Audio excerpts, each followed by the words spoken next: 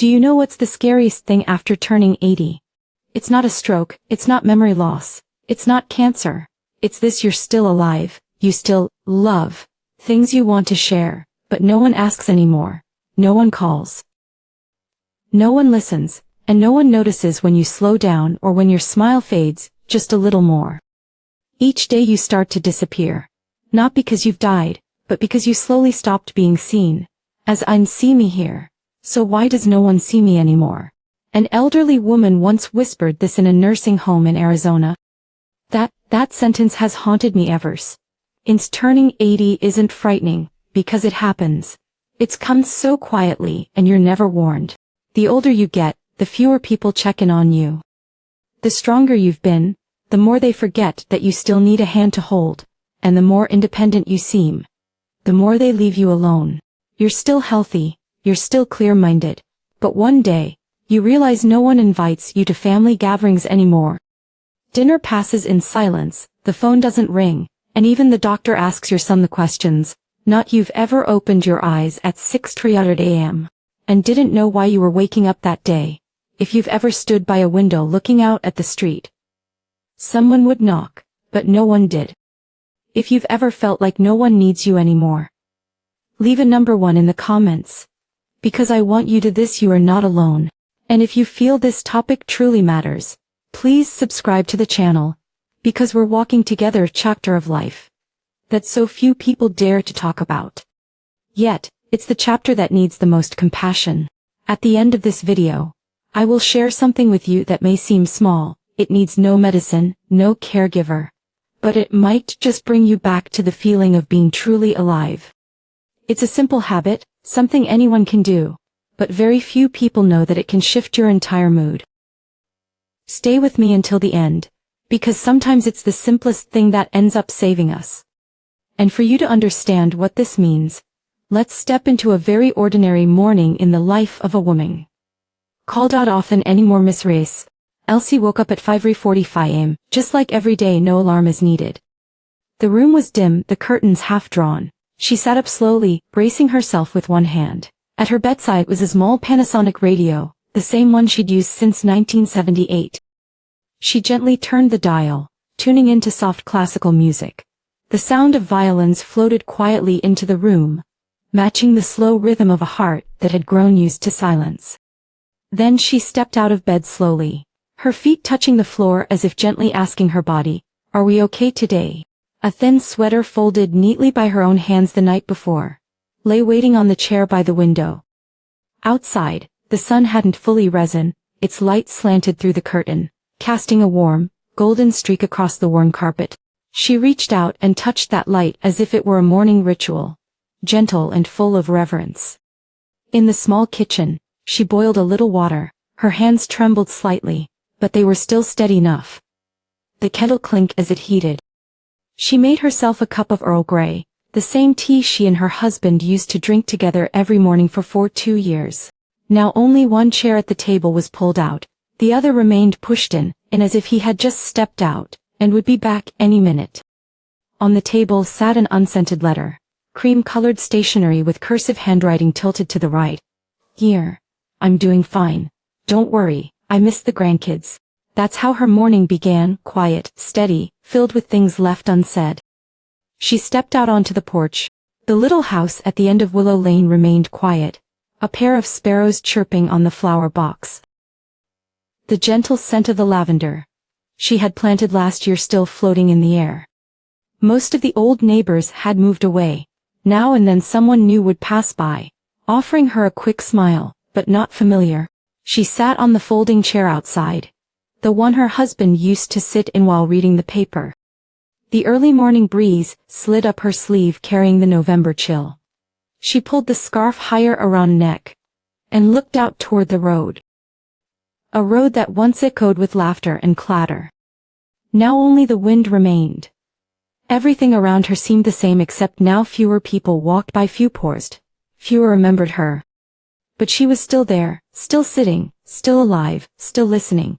And the miracle is this: even though nothing special happened that morning, the way she sat, the way she quietly ate her tea, wrote her letters, gently pulled the curtain open. Those things were her silent declaration: I am still here, I still matter. But then that morning, something was different. After a few sips of tea, she glanced at the small calendar on the wall and realized it had been a full week.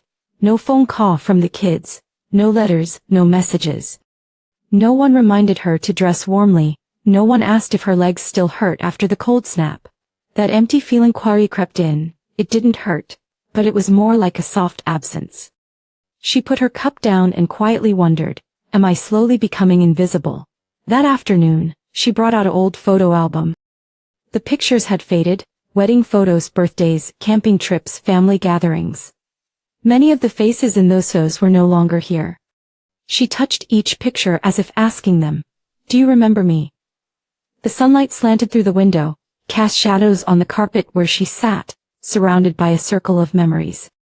And she realized the people who had left didn't take the memories with them, but they took something else. They clearlooked the sound of her name. No one said her name tenderly as they once did. That evening, she returned to her unfinished letter. Sometimes I wonder if I disappeared for a few days, would anyone notice? Then she stopped writing, not because she ran out of things to say, but because her throat tightened. But just when the moment seemed darkest, she heard the familiar metallic clink. The mailman. Inside the mailbox was a small postcard from her granddaughter in another state. Grandma, I'll call you next week. I miss you. Just one line, but it was enough. A single tear slipped down her cheeks, soft, silent. And in that moment, she knew she hadn't been forgotten, she hadn't disappeared. The next day, she made a decision, not just to sit on the porch anymore. She brought a small pouch of flour, walked to the park nearby. There was a patch of empty soil, the same spot where she and her husband used to plant daffodils together. She gently placed the seeds into the ground, not for anyone else, but for herself, as if to whisper, till here. I'm still planting hope. Growing old isn't the end of the road, it's a turn in the path, quiet, sometimes lonely, but still filled with we pause and truly listen. This video was made not to complain, not to grieve, but to face the truth of what happens after 80. Together, we'll explore 5 truths, harsh yet deeply human, about what life truly looks like after almost an entire lifetime. These truths won't show up in medical records, or in test results. But they live every day in the quiet of a room, in a glance out the window, in the vague feeling that you're slowly fading from the world. If you or someone you love is in your 60s, 70s, or beyond, this video is for you. Because we're not just talking about loneliness or a slowing body, we're talking about dignity, memory, connection and hope. Truth number 1, the social circle quietly fades away. Mrs. Elsie once had a small circle of 3 close: Helen, Mr. Morris and Mrs. Jean. Every Saturday afternoon, they'd meet for a walk around the small park near her home. No need for reminders. At exactly 400 p.m., they would show up at the old stone bench, light jacket smiles and stories and stuff left unfinished from the week before. It was something small, but it made her feel like she still belonged.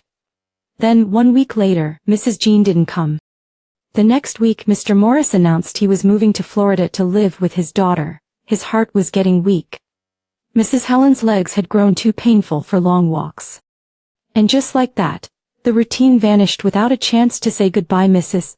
Elsie kept going to the park for a few more weeks, sitting alone on the same old bench, hoping for a wave or a passing question. How have you been lately? But there was only silence. The evening breeze still came, but no one else was there. The feeling wasn't exactly sadness, it was emptiness, as if a piece of herself had fallen off, and she didn't know where to pick it back up. She started to wonder, is the world moving on, and I'm just standing still? Loved ones moved away, owed, and phone calls only went to voicemail. Connections no longer happened naturally. If she wanted to keep them, she had to reach out. One Sunday of waiting, she took action. She wrote a small card. My name is Elsie. I live at the end of the street. If you enjoy classical music, I invite you to my home, Saturday afternoon. The door is always open. She placed one in every mailbox along the block. She didn't expect much, but that Saturday afternoon, a lady named Rosemary showed up. The next week, an elderly man came with a plate of cookies. And just like that, the quiet chair on her chair filled with voices and laughter again. Not everyone became close, but even one simple question, "How was your day?" was enough to remind her that she hadn't been forgotten by the world. After 80, your social circle doesn't sustain itself, it must be rebuilt deliberately, sometimes one person at a time. And sometimes a humble invitation is all it takes to connect. Two quiet souls searching for each other. I promise you this, by the end of this video, you won't just understand the silent struggles older adults face. You'll also see a light, a different way forward. So that none of us have to grow old in quiet confusion or regret, let's keep going. Up next, we begin exploring the very first truth, something that may be happening to you without warning. Your social circle shrinking silently. Truth number 2.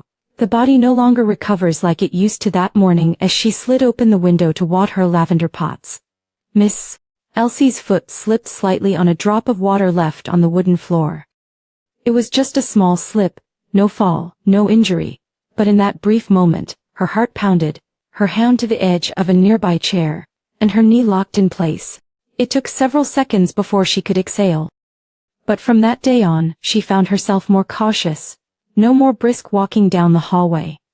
When bending to pick up a dropped towel, she held onto the table. Movements that used to be instinctive now had to be calculated. Recovery no longer meant just rest a little bounce back. It now felt more like, I need to relearn how to do what I used to do. In the past, if she twisted her ankle while gardening, a few days of rest would be enough. Now, just turning the wrong way could take a full week to stop hurting. And strangely during that week, it wasn't just her back that felt stiff, her heart felt heavy, too. It was as if her body had stopped being her loyal companion, and had become more like an old clock, quietly slowing down. Sometimes without warning before it would stop ticking. This harsh truth forced her to learn a new lesson. Rest alone doesn't heal. If she didn't move gently, didn't maintain her daily rhythm, her body would begin to forget how to function. And it wouldn't be an injury that made her weaker. It would be the act of no longer using the parts of herself that once moved with ease. Mrs. Elsie started researching small indoor exercises, slow sit to stand motions, wrist circles, gentle curls. Each morning she turned on the radio, played Mozart, and did 5 simple movements, not many, but she did every day. And she discovered something, not only did her body feel looser, her mood lifted, too. No one had told her that after turning 80, recovery doesn't come from pills. It comes from the smallest, deep breathing, steady footsteps, a morning stretch. Like an old cloth that needs to be unfolded daily to keep its shape. The body also needs to be reminded that still wants to live with intention.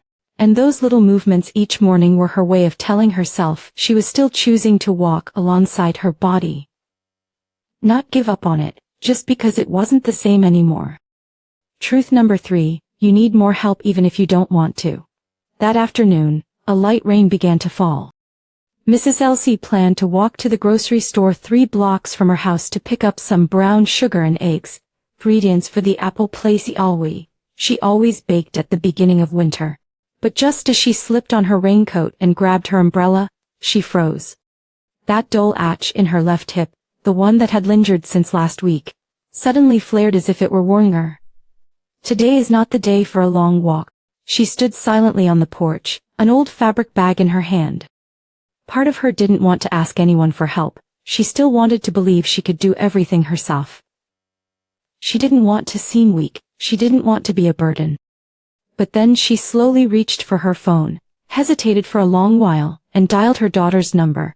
When she heard her daughter's soft laugh on the line, and the words, "I'll pick it up for you, Mom. It's on the way anyway," Mrs. Elsie felt relieved, but also oddly ashamed. She sat down in the kitchen chair, her hand gently resting on her knee. After 80, needing help is natural, but the feeling of needing someone can feel like admitting, you're no longer who you used to be. Someone who once took care of the whole family now feeling fragile, asking someone to open a jar of jam. She had always been resourceful, but now whenever she needed her children for something small, she couldn't help but wonder, am I bothering them? Do they think I'm useless? But gradually she began to notice something.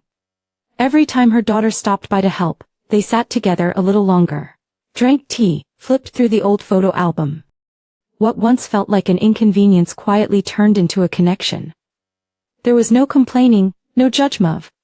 Gentle and understanding.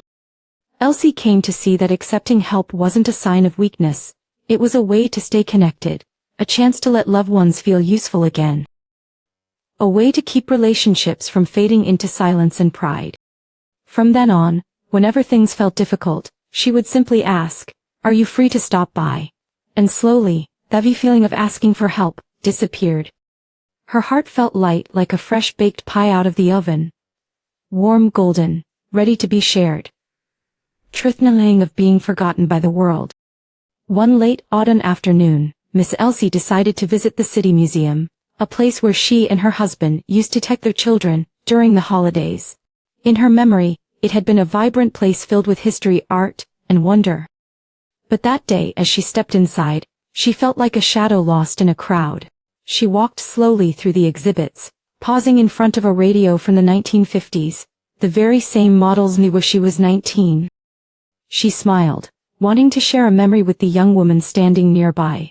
But before she could speak, the girl looked away, her eyes fixed on her phone.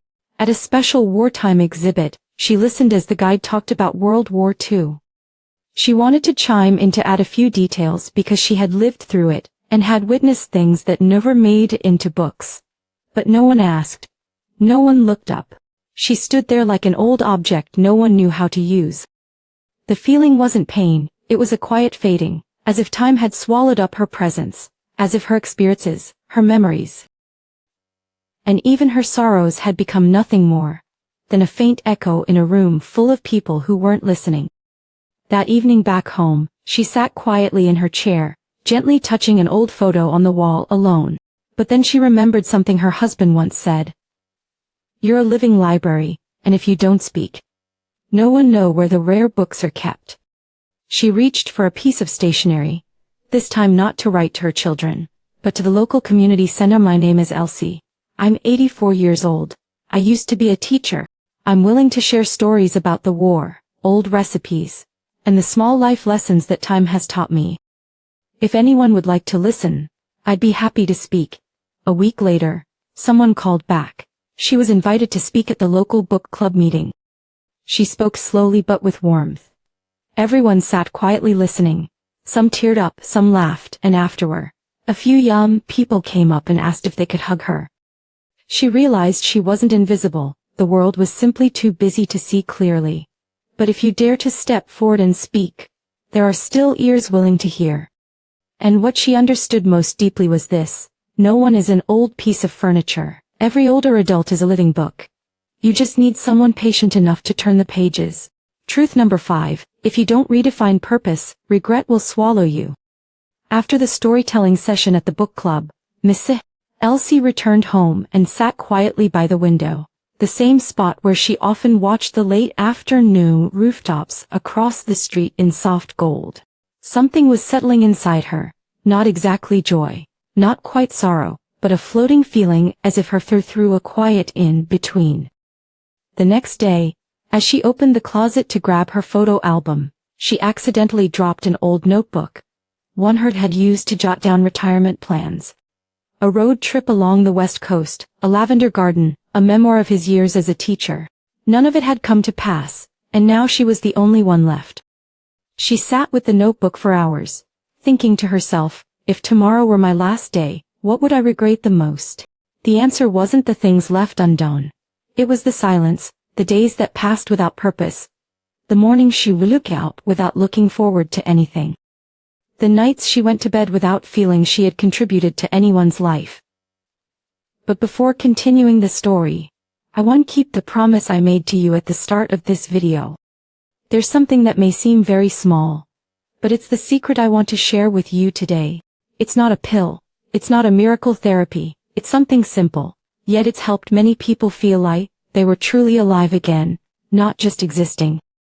I call it the ritual of being present, and here's how Mrs. Elsie made it part of her daily life. She realized that after 80, you don't need grand achievements, you just need a reason to get up. Something that makes you feel useful. even if it's watering plants, writing letters, or simply listening to someone sad. From that day forward, she began writing down the small stories of her life, memories with her husband, for teaching years, recipes her mother once taught her. She stuck a note on her wall: "Today, write 1 page for myself and for someone someday." And something shifted when she had something to look forward to. Her heart felt lighter. The old aches were still there, but they weren't burdens anymore, because every word she wrote was a small step pulling her out of the silence. No purpose is too small, as long as it makes you feel alive, still giving, still needed.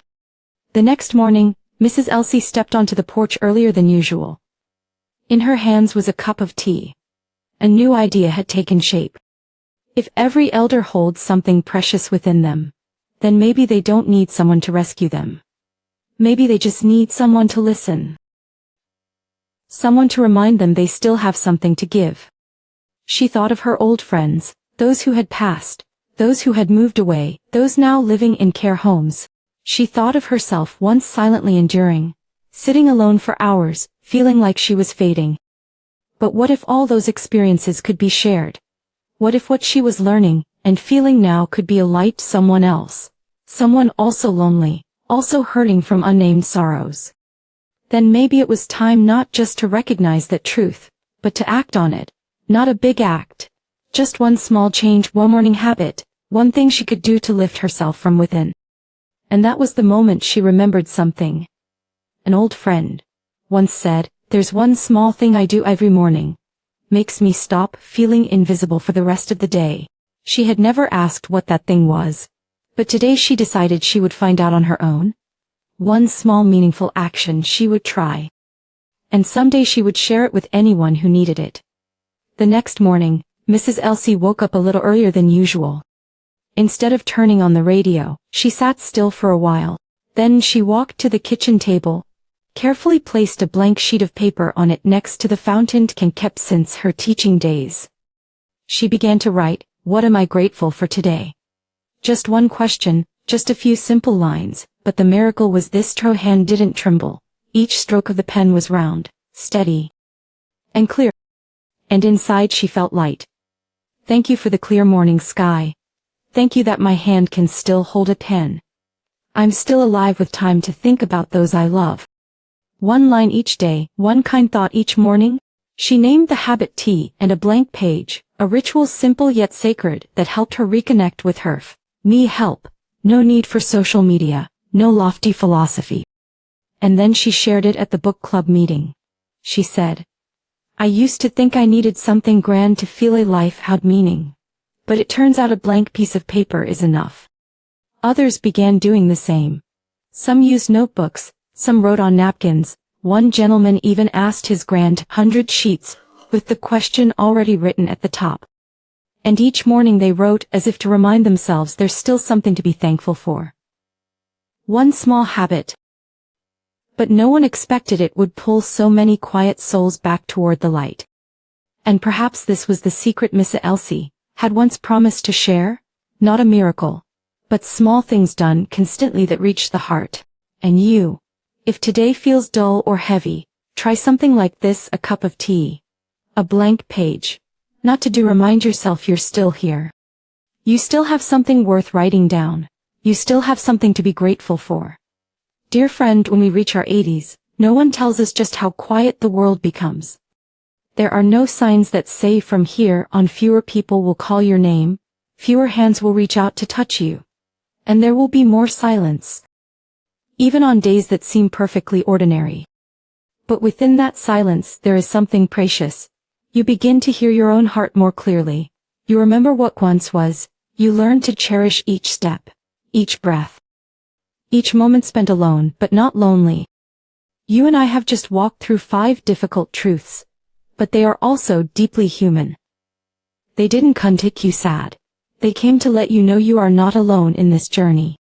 Many people, though they may never say it out loud, are walking the same path with the same unspoken this quiet hope that someone somewhere might understand. And if you've read this far, I believe you are someone who chooses understanding over denial. You choose to look at aging with courage. with eyes that see beyond the wrinkles into the depth beneath. So, where do you begin? Begin with the smallest thing, a kind word, a call to an old friend, a letter you've been needing to send, or simply a cup of tea, and a blank sheet of paper. And if this video has brought you something, even just a moment of feeling understood, please leave a comment. Type 1 if you saw yourself in this story. Type 0 if you're not quite ready, and that's okay too. Subscribe if you'd like to keep walking together, not because of algorithms, but because we need one another. We need a space where no one has to grow old in silence. Thank you for listening. And please remember, you are not a shadow, you are light, perhaps gentler now, but still warm enough to comfort yourself and those around you. See you in the next video. Take care and goodbye for now.